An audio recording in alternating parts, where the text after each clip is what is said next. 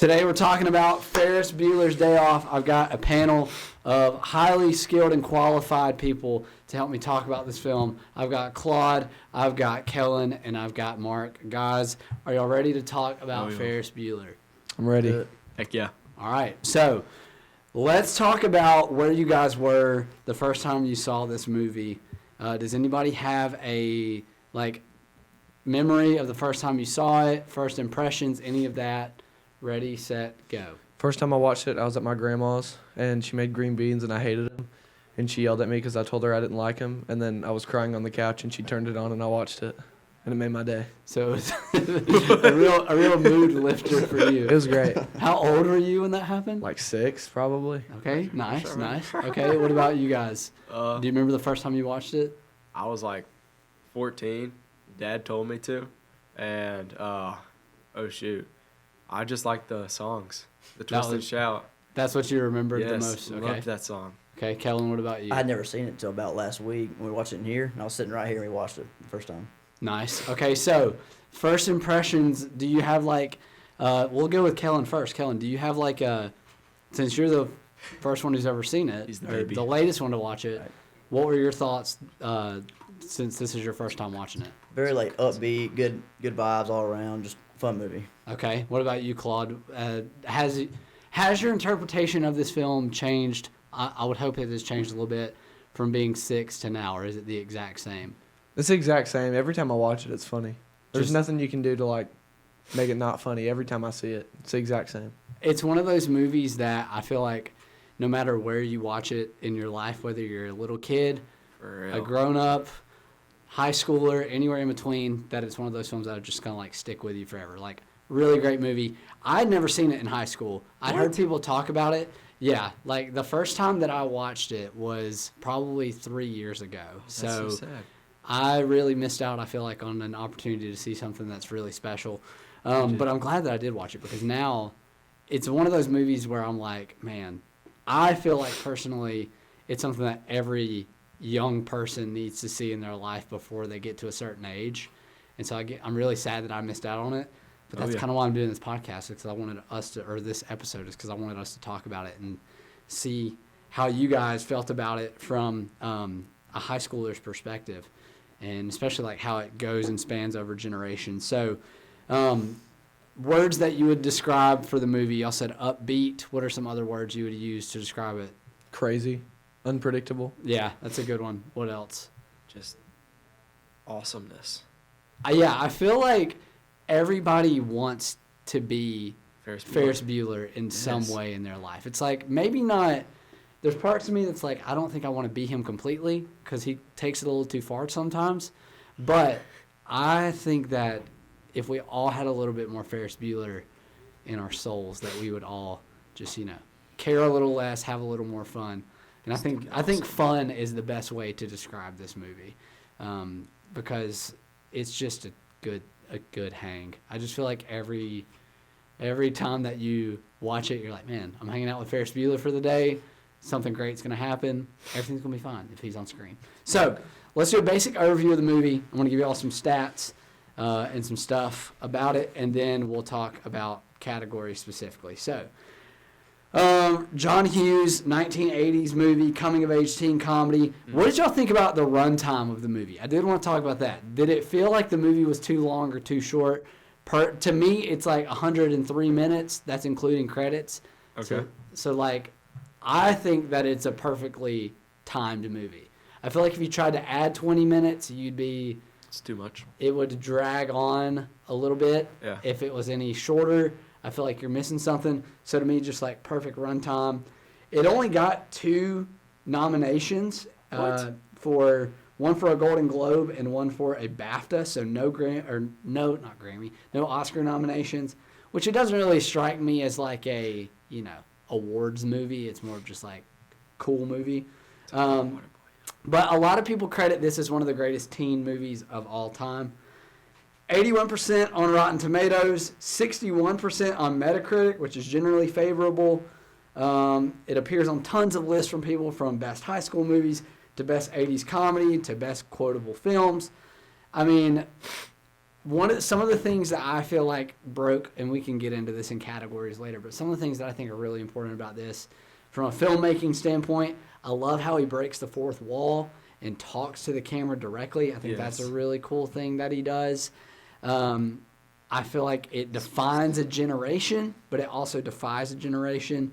And, you know, Ferris Bueller has kind of just become like a pop culture reference at this point. He's more of an icon than he is anything else. Other things is like, this is like a celebration of the city of Chicago, which I thought was really cool. And crazy enough, $5 million budget, and it made $70 million. So it was a great success. In the words of Borat, great success. Great success. And it was, you know, just did wonders at the box office. So that leads me to say all of this, guys. This is my question for y'all. Is this movie overhyped, or is it an instant classic? What are your thoughts? If you call this movie overhyped, you have no idea what you're talking about. You're just wrong. Because every time I watch it, and what you say about the runtime's perfect because the movie never settles down. Yeah, it's straight up just like you're moving on to the next thing. Yeah, always. You wake up with Ferris Bueller, and from that point on, it's like, I'm at home sick, and next thing you know, you're still in your friend's dad's sports car, and the next thing you know, you're in Chicago. The next thing you know, whatever. So it really does. It starts, and then it never stops. It's beautiful. Yeah, absolute cinema, some would say. You know, I think that one of the things to me that I feel like makes it an instant classic is like, it's so quotable.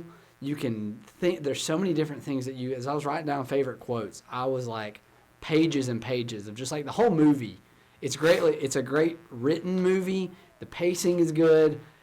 To me, okay, one of the things that I'll say about it that I noticed as I watched it this time, not only is it entertaining, it's also like highly artistic in a way. Like, it's got this like high art concepts. Like, think about when they're at the art museum.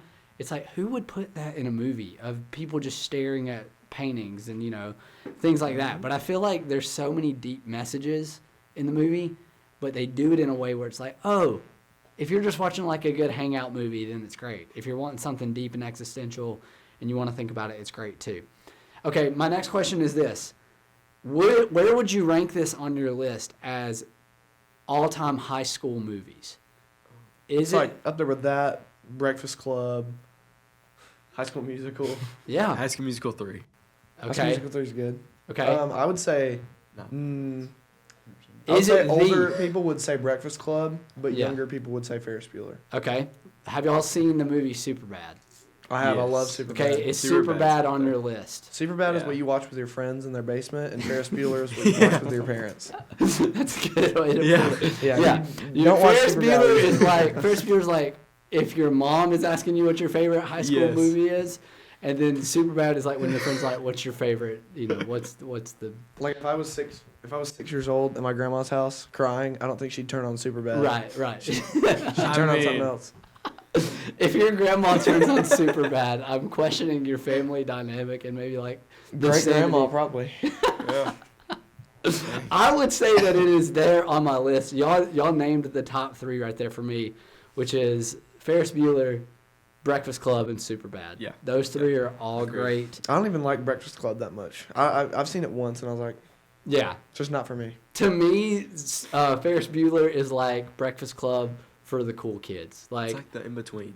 It's yes. like the perfect in-between between Superbad and Breakfast Club. Yes. Ferris It's Bueller. got the comedy of Superbad, and it's got the existentialism of Breakfast Club. Because Breakfast Club can get a little talky for me. They just like sitting around talking about their Yeah, problems I for agree. too much, you know. But this one is just a great mix of fun and philosophy. So let's get into the categories, and I'm gonna let you guys Cats. kind of give me what you think.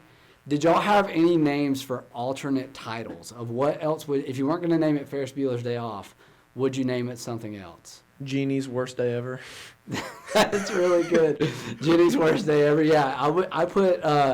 I didn't say anything about Jeannie on my list, but that's a really good one. That is good. She goes through it. This is a good movie for like older siblings too. I feel like, is she the older sibling or the younger sibling in the movie? I always thought she was the older, but I think she's the younger. She's the younger. That's a really good question that I don't know the answer to, but yeah, like like whatever. It's a sibling movie for sure. Yeah, Like if you're the sibling where your brother or sister always gets away with stuff, this is a perfect movie to watch. So that's a really great one. Did y'all have any other ones for? Oh, the principal. Oh, what's his name? Rooney. Yes. Rooney. Yeah. Rooney's Worst Day or something like that. That's very good too. Something along those lines as well. Yeah, I like that a lot. I said you could name it Cameron Fry's Day Off because it's really about Cameron. It is. If you think about it. Other ones I had, some of these really suck, so I'm sorry. I just wrote down what came to mind. Skipping school. That's pretty bad. That's Airball. Playing hooky. What do you think about that one? It's okay. Better than skipping school? Or, yeah. Like as a That's title, better like than is Skipping School. okay. Life moves pretty fast. That's good. That's really good. I feel like it's a little too on the nose though. Of like, You'll hear he it. says it twice in the movie. It would be one of those moments where you're watching it and he says, "Oh, he said the thing. He said the thing." You know, like the Leo meme. Or Yeah, he's like, Here I come. Oh, here I come. I think keeping it Ferris Bueller's Day Off, they don't do that in the movie. It is what it is. Mm-hmm. And then the other two that I said that were kind of like a little more, one's a little more subtle and one's like more in your face was Save Ferris. Save Ferris? Because everywhere, all over the signs, like when they're at the Yeah. Cubs game, it says Save Ferris. I like that. On the water tower, it says Save Ferris. And then the other one was just Bueller. But I don't feel like that would have been marketed very well. I feel like you needed, Say Ferris is good. yeah. So I think the title is perfect, though. I wouldn't change it. But if I had to, what would y'all vote to change it to? Say Ferris. Save Ferris? Save Ferris. Okay, Save Ferris. that's a good one. All right, so if we had an alternate title, we'd go But with if that. it was named that, it would need to go into more of people like genuinely concerned about it. Yeah, if it was that, you would have multiple like interview clips of people that are like talking Yeah. about like, Ferris Bueller, love him. yeah, He's getting me out of summer school. exactly. Maybe Into that's the screen reboot. more. What'd you say? Into the screen, like interviews kind of do. Yeah. Ferris talks. And stuff. Yes, Yeah. they break the fourth wall a little bit more and they talk. Yes. I think that would be really cool. Maybe that's the reboot that they do is Ferris Bueller's Day Off, but from the perspective of all the other high Like school kids. styled like The Office. Yeah. With that, talking heads and then you cut and like they know the camera's there. Yeah, that like would be like pretty there's cool. a documentary. That'd be hilarious. Yeah, I love that. All right, let's talk best line or best quote. I have like a page full of these. Shove So your thumb up your butt. Why don't you put your thumb up your butt? when That's what does he Jeannie say- says to Charlie Sheen's character in the police station, and he like looks at his thumb and he's like, "I can I do thought it." you were saying that to me. I was No. like, what? That's the best quote in the movie. Shove your thumb up your butt. Is what he She's said? like, "Shove your thumb up your butt," and he's like, he's like, That's the Charlie Sheen moment. Charlie Sheen's I did character, not have that one written down. like holding his thumb. That is an all timer. That's so that's good. good. That's I like good. movies I can quote, Yeah, and like I love Talladega Nights because I can quote that movie. yeah. Like there's no tomorrow. Is that one that you use on a regular basis? Is telling people to shove their thumb up their butt? I mean, I said it to my sister a few times. Okay. You said that to your sister. That's great. I mean, like if I'm mad or something. All right. What about y'all? What's y'all's favorite line or quote? Bueller? Bueller. Fry. I also love when the Fry. teacher goes on his rant. We're talking about something Economics. economics. Anyone? The anyone? Something DOO economics. That guy's voice is like they perfectly cast That's so a good. high school teacher. I love the scene. It's not a quote, but it's a scene of when he's doing that, and all the kids are just like staring and they're like drooling on the desk and Yes. all that. It's That's such a beautiful. good part. But yeah, that's a good one too. Kellen, what'd you have for your I'd favorite say quote? the life is short. And, Life what moves was pretty it? fast. Yeah, that one. That one. You don't Yeah. stop Kinda and look around. You can tells miss you it. That's live it up. iconic. In retrospect, should have been. We had a high school senior quotes. That's like the ultimate senior quote to put in the yearbook there. My friend tried to introduce me to Ferris Bueller in high school, and I played in a band, and we had that as like we would play that intro track, like as the intro to a song, and I never knew what he was talking about. But like now I'm like, man, So he cool. was onto something. That's really cool. I love that quote. Some of the ones I wrote down were when the secretary says, I think he's a righteous dude. And she I says think he's it a like- righteous dude. And she says it in that like Wisconsin accent or whatever. I really love when Cameron falls into the pool and they pull him out and he looks at him and goes, Ferris Bueller, you're my hero. that one's good too. I love when Cameron, this could be best scene, but also when Cameron's in the car, he's like, he's going to keep calling me. He'll keep calling me. He'll keep calling me until I come over. I'll go. And then he gets in the car and you see him jumping behind the And car. just like beating the car. Yeah. And I love that one too. That whole first sequence when it's just so good. Ferris It's cutting Bueller. back and forth from the school to Cameron. Yes. Damn. And like even the first opening monologue where it's just that whole thing from It's so good. You're not dying. Yeah. You just couldn't think of anything good to do. yeah, You can't really get bored during the movie because you're like, right. there's always something. I'm talking about the part at the beginning where he is like they bought it and then from there you're in. Yeah, it's and like- he's like he does the like I love how they have the listed quotes of all the things that you need to do Oh, with yeah. fake an illness. That Lick your into palms. lick your palms into the whole like what does he say after that? Like You can look down your throat. I do not condone fascism or any ism for that matter. A person should not believe in an ism. He should believe in himself. To quote John Lennon. I don't believe in Beatles. I just believe in me. Yeah, and he was the walrus. I could be the walrus for all that matters. I still would have to bum a ride or something like that. That whole thing is great. When he's like singing in the shower, what were you gonna say? One of the funniest parts of the whole movie is how everything is going for him, but he doesn't have a car.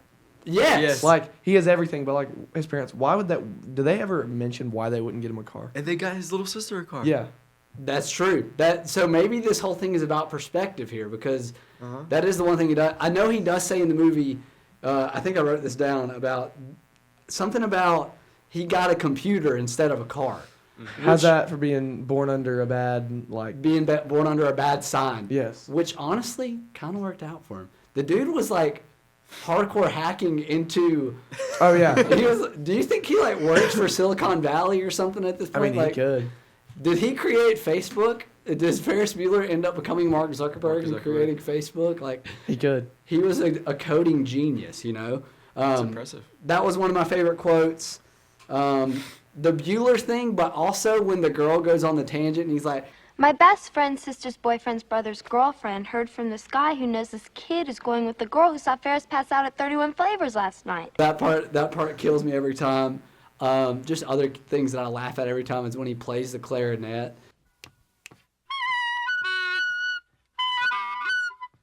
I'm trying to think.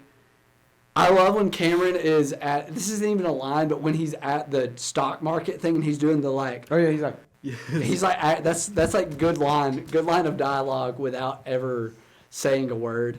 Yeah, do it again, Mark. What was he doing? He's like. And then when Cameron was in Egypt's land, let my Cameron go. Yeah, that's I had that hilarious. one. And then what other ones did y'all have written down? Anything else that we're missing? I mean, they bought it. That was Yeah. just. That's a good one. I love that one. Oh, when his mama says, well, it's right before the clarinet scene. His mom's on the phone with Rooney, and she's like, I can assure you he is truly a very sick boy. It's like, yeah, dude, I think you might be sick in the head, and you know, who can come up with this elaborate of a scheme? You're sick, and you're also sick in the head. I love that. And then the only other two that I wrote down, which again, this whole movie is just one major quote, but he's like, when they walk out of the restaurant, and Cameron's like, we're pinched for sure, and Ferris says, When the meat get pinched, the bold survive. Let's go. who writes this? This is like it's a kid's movie. It's a walking quote book of just like endlessly quotable dialogue. And then the other thing that I wrote down is when he's in the bathroom and he's like talking about the or whatever the car is, and he's like, "It is so choice." Oh yeah. If you have the means, I highly recommend picking one up. I think Claude knows this whole Yeah. movie. Oh yeah, front I've seen to it so back. many times. I was about to say he knows this. All right, now let's get into life lessons. What is your takeaway, your life lesson that you would walk away with from this? What you got? Public Mark? education got is a one. scam. Yes. And you should skip school and hang out with your friends. I've got one to go with that. So this is actually a quote. I just saw it. I don't know where he says it's a little childish, stupid, but then again, so is high school. Yeah. I forget where he says that. I mean, there is a case to be made. Oh, it's when he says lick your palms. Yeah. What was the quote again? Say it again. It's a little childish and stupid, but then again, so is high school. I feel like that pretty much sums up what it means to be a high school kid. Like, yes. That's why I love this movie so much, is because it's like, it perfectly depicts the mindset of where a high schooler is at. I think they nailed it perfectly too. Of like 9 absences is like just right there on the line of like borderline truancy, but also like, is it worth it to fight this battle? Is it not? So yeah, that's a good one. What other life lessons did y'all have? I mean, you gotta have fun. I wrote that down. Yeah. Be present, show up for life, don't live on autopilot, pay attention, it makes your life exponentially better. I think this movie's really about like noticing things, which is why that quote of life moves pretty fast. If you don't stop and look around once in a while, you can miss it. Like, Every time I watch a movie, you see something new you didn't see the last time. Yeah. That's a great point too. And it's almost like the movie is mirroring what the thesis statement of the whole movie is. Some other things that I wrote down were no one's naturally confident. You have to kind of fake your confidence a little bit.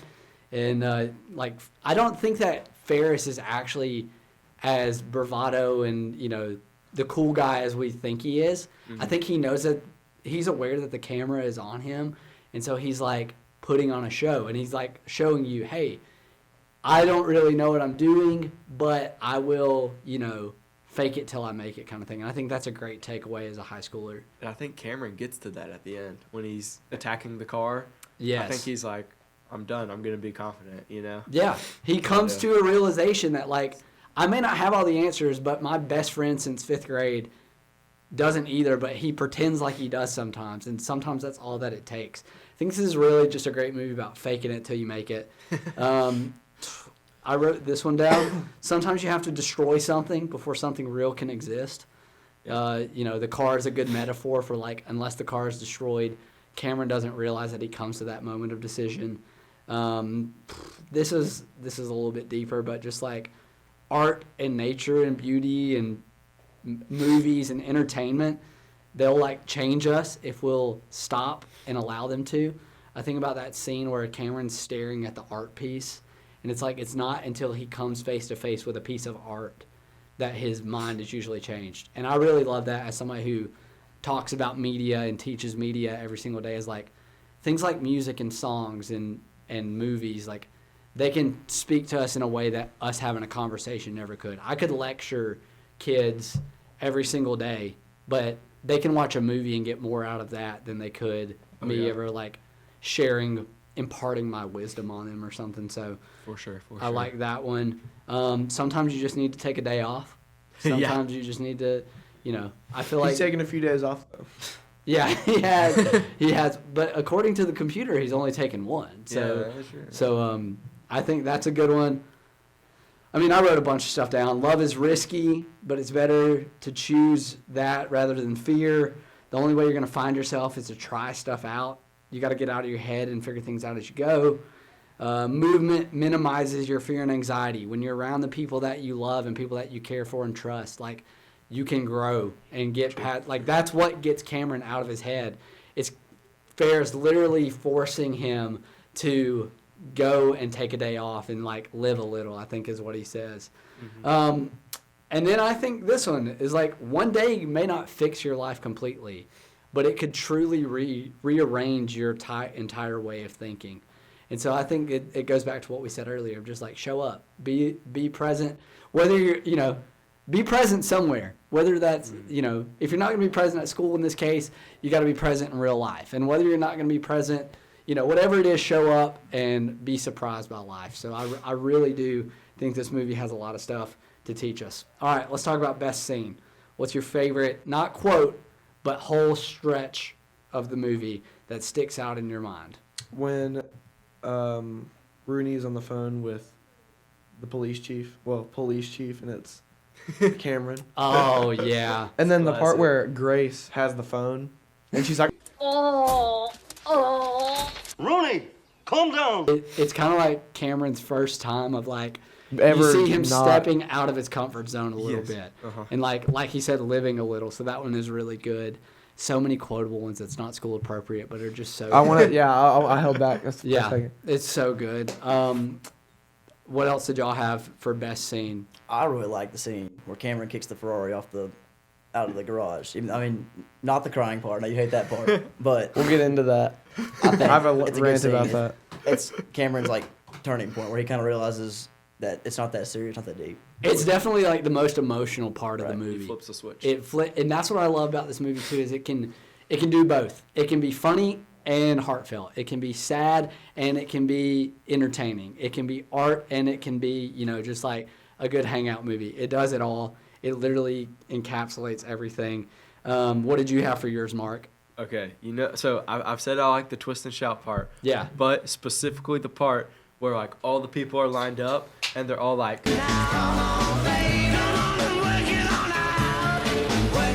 The Yes, dance yeah. break. It was yeah. cool. And you go through all the different like people that are dancing. The There's- construction workers on the scaffolding. Yes. it just kept you locked in on it. I felt Yes, I thought that was like a great, like one of the coolest choices that they could have made. Is like let's incorporate all these random characters and just like people on the street that are. It kind of shows you how massive the Ferris Bueller iconography is at that point because it's like this random dude has got an entire block of Chicago under his thumb, dancing along to a song.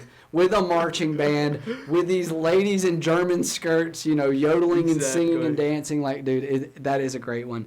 I wrote down opening monologue sequence, parade, art museum, the getting Cameron out of bed. Honorable mention for me, not the best, but just like hilarious to me, is when they dress up like Sloane's dad. Oh. And he's like, Do you have a kiss for Daddy? Are you kidding? Bruni says, "Oh, so that's how their family Yeah. works." That one's great. Oh, and before that scene, the bus drives by, and as the bus leaves, his car like magically appears. Yes. See, I haven't even ever noticed that before. So it's like that's one of those things of like that Yeah. I've never seen before. And then as he appears, you hear the. Which is a great, just like So good. The sound design in this thing is great. It's beautiful. Baseball game is good. Mhm. The grade change is good. Cameron versus the car is one of my favorites, and then the race home when he's running and racing his sister back home is great too. I mean, literally not a bad scene in this movie. No, the Ferrari one where the people they just take the Ferrari and Oh yeah, go, and go for a joyride. and go for a Oh, the joyride. joyride Yes. and the Star Wars theme is playing as they're like jumping over the like ravine or whatever. Do that. This that's isn't really like one scene, but I think the movie truly reflects like how friends act with each other, like Cameron and Ferris. Like the scene where they're hitting each other when they're on the phone with Rooney, and then later at the baseball game when they're like, "Hey, bada bada bada bada, so wing bada." Yeah, I mean that's like just stuff that you and your like, buddies That's would what do. that's what kids like do. Just Saying stuff. stupid things Yeah. and like hey dude, do this with me, do this with me kind of thing is like he's like trying to get it to do him with him. And when he was doing like the hand thing, and they're just like being dumb. Even when I know it's like a really emotional part of the movie because I think I have this theory that like Cameron is like intentionally. I don't know if he's doing it for attention or if he's falling into the pool because he's literally that down and out on his life and he's trying to like end his own life or something like that. I don't know. But when he does the like fakes him out kind of thing, he's like, Ferris Bueller, you're my hero. It's like, yeah, I would totally fake like I'm dying and then do that to my friends. That's totally something that I would do. So it is like, it's a great friendship movie too, if nothing else. So I think those are all great. Okay, now let's get into worst scene.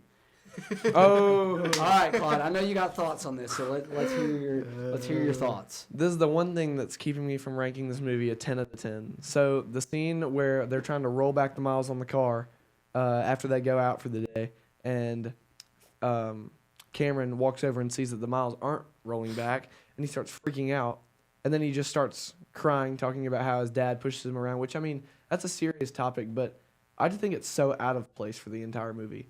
Because if you end that right when he realizes the miles aren't going back, and then he kicks the car out of frustration, but you take out the crying part, I think that's such a great scene. Because it goes from it's not working to then the car is off the thing. And then So you're saying that if you were to recut the movie, I would you take you out would- that clip of him crying, because right after the car goes, he's like freaked out, and then he's like, you know what? My dad and I are gonna have a talk. And like without the crying scene, that's so good. Yeah, I think the more that I think about it, the more that it's like, it can work because it gives you an emotional pull, but it's not necessary. I think that you get a really dynamic range of emotions with the crying and then the anger and then I hate it so much. I skip through that every time. It just. But you'll pick back up when he's like beating the crap out of the car, right? When he's beating the crap out of the car. Where do you skip? Where, like, specifically from where he starts crying, you skip from where he starts crying to he beats the crap out of the car. Do you give it where he's like, no, I'm gonna take a stand, and then like? Does he, when he says take a stand, then does he start crying? No, he cries first, and then he says, I'm gonna take a stand. I'm sick of this. I'm gonna, and then he starts beating the car. He kicks it. I would cut it right when. Okay, I would end the cut right after the last kick before the car goes, and I would start it right after he realizes it's not working. Okay. Because what would be better is he realizes it's not working, he gets pissed and kicks the car, it goes off, and then he's frustrated. Yeah, maybe. And then he realizes. Would it be better if he started crying after the car falls off the ledge? If they made it humorous, 100%, but it's too serious, I think. Yeah, it is kind of a like. It's so awkward. Weird left turn. Yeah. But it's got to be the thing that propels it forward. So it definitely, you got to have the car falling, but maybe not the crying. So I can see that. What do you guys say for your like worst scene? One of the parts that kind of made me just feel awkward in a sense is when he was like going about how he was gonna marry her. I don't know. That made me just feel a little bit like. I liked that scene. I mean, it fits. I'm not saying it doesn't fit. Like it goes with the movie well. Yeah. It's just you kind of get a little secondhand embarrassment because she is like just turned 17. Yeah, they're both. He's about to graduate high school. She's still got one more year left of college or of high school. And I'm sitting there thinking, I'm like, man, there's no way this is working out. Yeah. If Ferris Bueller is as cool as he says he is, he's going to college and he's gonna find some sorority girl within the first week. Exactly. And Stallone gonna get left in the dust. But that kind of like proves my theory almost of like he's faking all of this like false bravado for the camera. That is a good one. Somewhere in that stretch, I feel like one of those could be taken out. Yeah. My thing, I wasn't necessarily going to say worst scene, but one that I feel like you could take out. If we had one less genie scene, I think we would be fine. I think. Oh, the scene where right after when her mom's telling her to leave the station. Yeah. And then she's like, keeps walking up back and down the stairs to see the guy again. She's like laughing. giggling. Yeah. That's really cringy, I think. Yeah. Or like, there's so many where she's having these inner monologues. I think one less inner monologue. I really love the one where it goes down the hallway and it's her at the end of it. But then there's like a whole other one where she's in the car and she's talking and she sees the people running at gym. Just one less genie scene. Give me like 3 minutes cut off the movie somewhere to it's a flat 100-minute movie, and I'd be like, this is like absolutely perfect. Kellen, what'd you have for like a scene that you were like, let's cut it? So I do agree with Claude how the crying's just really awkward. I love that scene overall, but the crying, it's like the only serious thing in the entire movie. Really, it's like never else is anyone crying or upset about anything. Yeah. Nothing serious at all. It is. Y'all are making good points here. That it is kind of a left turn emotionally that we could have done without. Because even like there's humor when he falls off, and you're like, okay, he falls into the pool. Is he trying to drown himself? Is he, whatever? Because it's directly followed by the Ferris Bueller, you're my hero, and then it's like, oh my gosh. But yeah, it is an abrupt turn. So I think that's a great choice for worst scene. All right, next question. Does this movie still work in 2026? What are your thoughts, guys? Oh. Okay, I think there's multiple ways that you can take this. Yeah.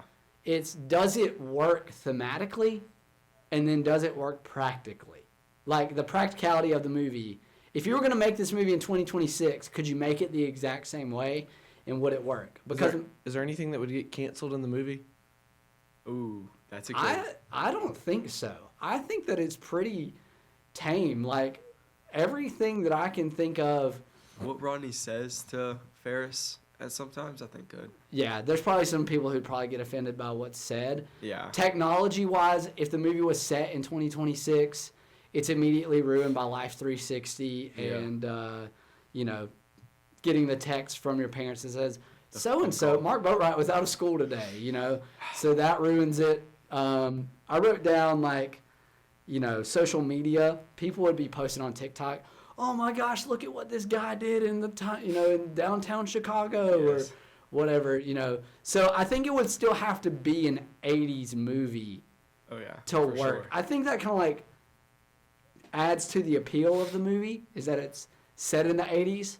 I can't think of any modern day. That's the thing now. They don't make modern day classics like this that you could think of. I can't think of a movie where it's man, that movie that was set in 2025. Because now social media just makes everything it's so time specific. I feel like one of my favorite movies that's come out recently is the movie Air, about how they signed Michael Jordan. Mm-hmm. That's not based now, obviously. It's set. There's something about the nostalgia of it that makes it better. And the music, old music is. Yes, I feel like the music is it makes the movie, because I don't know, if you try to do a Playboy Cardi song over. That wouldn't really work. No, it wouldn't work. You gotta have the classics. So Fresh Prince of Bel-Air sound theme song to a basketball montage. That's awesome. Yeah, exactly. There's definitely a nostalgia factor there. So I wrote literally the movie wouldn't work, but thematically it's timeless. And we did say that this is a movie. Do y'all think this is a movie that every teen should watch? What do y'all think? 100%. All right, early teens. And not just be it teaches some lessons about how you should have fun, but also just because it's a great watch. Yeah. It's so fun.